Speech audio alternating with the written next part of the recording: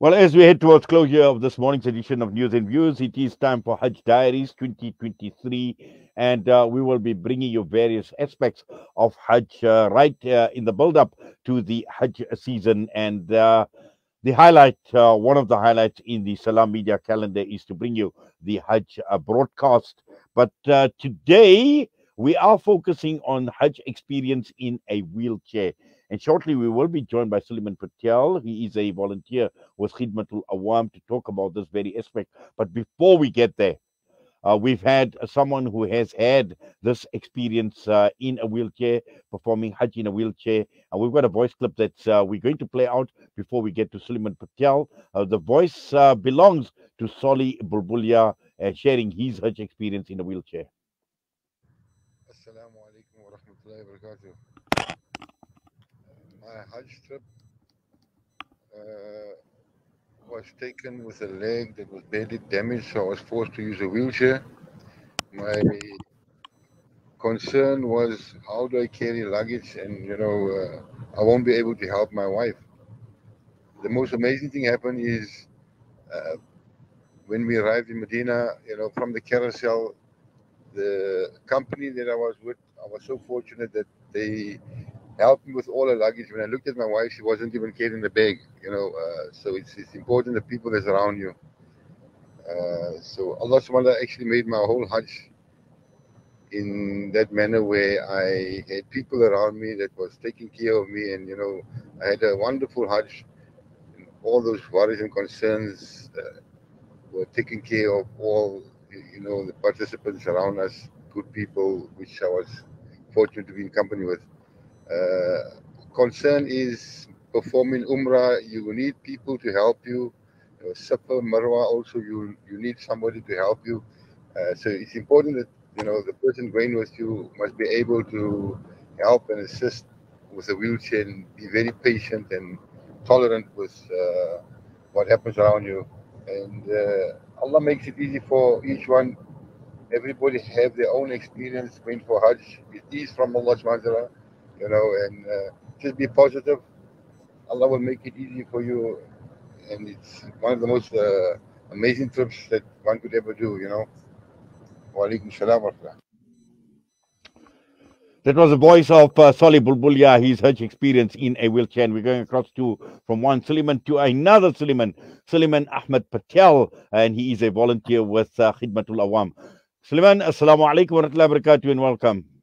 Walaikum salam wa rahmatullahi wa barakatuh, Unite, and it's so good to be back with you and all our listeners and viewers on Salam Media streaming. Excellent to talk to you again. Well, the reason why we are talking to you is you are a volunteer with Khidmatul Awam, and I know your passion for Hajj and Hajj related matters, and also the welfare of the Hujjaj that go across to experience this journey of a lifetime. And today we are talking about travel advice, and as part of our Hajj diaries, and there will be a lot of advice coming through over the next few weeks in the build up to Hajj. But today, in particular, we want to talk about people in wheelchairs, and we know that many people who go for Hajj are people that have got on in life, later in life, that that are possibly have underlying conditions, health conditions, particularly when it comes to walking, because we know there's a lot of walking that needs to be done when one goes for Hajj. So let's just talk about wheelchair and advices to people. So, Shukran, when you look at wheelchairs, I think the first thing that I would like to say is that we must move away from from the nomenclature that people basically talking about that people are disabled for that particular period. I look at it very, very differently, and I coin the words differently abled, because you have people that there are many people that will have different abilities during that particular period. So it's important that we harness and be able to look at each particular situation, whether the person might be having a problem of sight, of hearing, and all of these particular aspects means that there's different abilities that one needs to then take cognizance of with regard to this. So first and foremost, Alhamdulillah, when we look at the Saudi authorities, and specifically with regard to the amenities and facilities that we have in Hijaz, they've gone all out to try and assist and ensure that they can try and accommodate various classes of different abilities. And, commendations for them to that. However, I think practically one must be able to realize that the journey starts from home. And it's important that, for example, when you're going in with a particular operator, that there's no way one operator, for example, would be able to, if he's got, for example, 1,200 or 1,000 packs that he's taking across. And let us assume that 200 people are those that will have to be used using wheelchairs. There's no way one operator could, for example, be able to now have every one of his team that goes with him, including the South Mission or whoever it is, to be able to go and push those particular wheelchairs and so forth. That's not practical and not real. So it's important that the person that's differently able needs to be able to then also address this. And it's important as well that when you're doing your applications through, for example, for your SAUC portal, in terms of going for Hajj, that you notify them that these are the typical conditions that you have and how you're going to be able to deal with them and be able to relate to them. So when they do your approvals, they're fully aware of the fact that there's limitations in terms of various levels of movement, and of that you will need a specific caregiver. But once you start your particular journey and you socialize this with your operator, typically this could also include any type of other type of health diseases or anything of that particular sort. For example, some people can't sit for long, some people can't, for example, bend their legs for long. In that particular case, also you need to notify your operator up front, because it's no use that putting you into a window seat when you then, for example, have to have an aisle seat whereby at least you have the ability to stretch your legs, or to try and perhaps get a more an exit seat where you can have a lot more freedom in terms of movement of moving your lower limbs. So these are some of the things that you need to be able to then talk through to your operator when you're in country. Once you get to the airport, obviously your operator would then put it into place that you are what we would call a passenger that needs assistance, or an assisted passenger. And then most of the airlines from that point of view at the airports would then be able to then help you from giving you assistance. If you haven't brought your own wheelchair, they'll take you with your wheelchair onto the aircraft. You'll go through a slightly different route in terms of being assisted by a lift onto the aircraft and taken directly to your seat in that particular case. And then obviously on your journey, even in the aircraft, you will find, based on the type or size sometimes of the aircraft, there might be one or two ablution facilities specifically that accommodates people with the ability that they need to move into a larger space. So one also needs to notify your operator. So we could try and then identify a seat closest to that particular ablution facility that will help you as an assisted passenger to be able to make the best benefit of that. And yes, when you come into your transit lounge, being a transit passenger with that particular type of airline, already they would then have wheelchair assist or any one of that available for you until you get onto your next flight and until you reach your area of arrival, which could be in Medina Munawwara or Jeddah with regard to that. And then from there, obviously, as the brother said, that there are individuals that are typically within the group that would help you and assist you. And alhamdulillah, you find that in Hajj, part of the benefit of Hajj is the khidmah that you have to do, the help and assistance that you need to give to each other. And then you'll see people will then come on and be able to assist you and try and assist you on that particular journey. But I think the important part is to be able to have all of these discussions up front. And also, remember, I think this is one big problem that many people face, is that when they're here in country, many people haven't walked, many people are not exercising, so they've never done this. Suddenly you come into Medina and Makkah Mukarramah, where in South Africa you were limited to, for example, walking from the kitchen to the bedroom or within your home, and maybe if you had to walk into a supermarket, that's it. Suddenly now there's no vehicles or anything of that sort, and you have to traverse long distances with regard to this, and that becomes very taxing to the body. So up front, suddenly you then see that you might have now only, for example, 50 wheelchair passengers, for example, leaving South Africa. But when you get there, when some of the people come in and start realizing, oops, I've got some of these particular problems, then what happens in that particular case? Or you could have somebody with ill health. I remember I went for one Hajj season, and suddenly my sciatica kicked in on the lower limbs, and it was just a huge shock that being able to move, etc. And suddenly you now have this numb feeling coming down your legs, and you couldn't move. area to traverse the world in terms of being able to use a wheelchair and utilizing the facilities of a wheelchair. Yes, it was a shock, but I think it came through that you could actually go and be able to understand that there is opportunities to be able to test this and use this.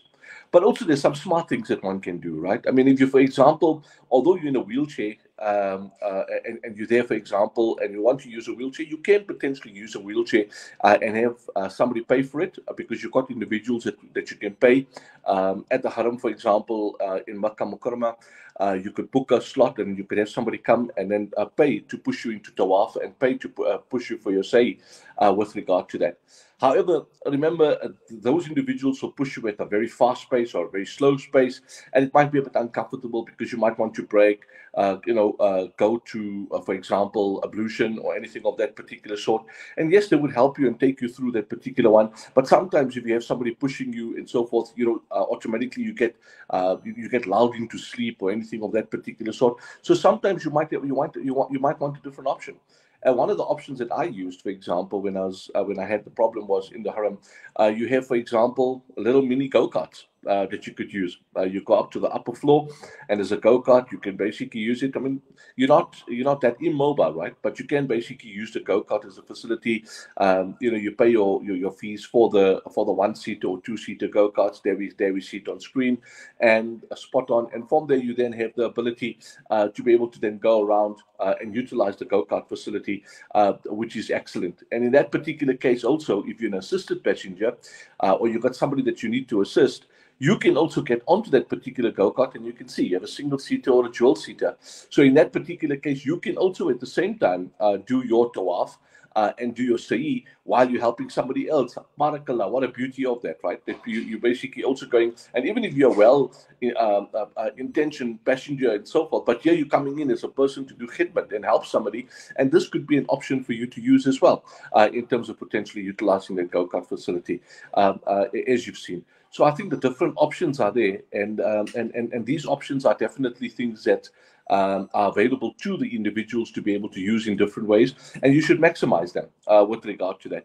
Similarly, and lastly, I think when you basically come to, it becomes slightly a little bit more challenging when you come to the 5 days of Hajj, when you're going into Mina, Arafat, and so forth, because there obviously you've got queues, your ablution blocks are problematic with large queues and so forth. So in that particular case, if you're an assisted passenger, when the time of Salah is coming, you can't afford now to say, listen, that about 5 minutes before I'm going to stand in the queue, go to the toilet, and then be able to get ready for Salah.